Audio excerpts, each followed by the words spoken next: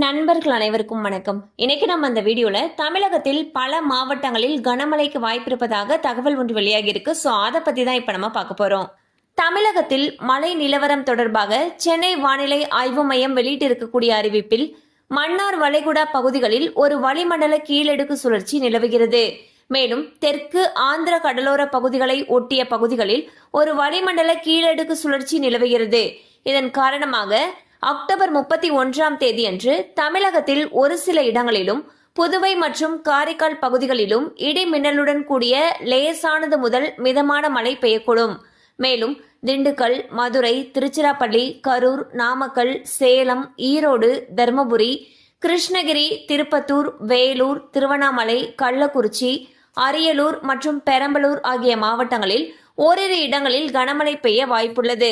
So பாத்தீங்கன்னா தமிழகத்தை பொறுத்த வரைக்கும் அக்டோபர் 31ஆம் தேதி பல மாவட்டங்கள்ல இடிமின்னலுடன் கூடிய கனமழை பெய்ய வாய்ப்பு இருப்பதாக சென்னை வானிலை ஆய்வு மையம் அறிவிச்சிருக்காங்க.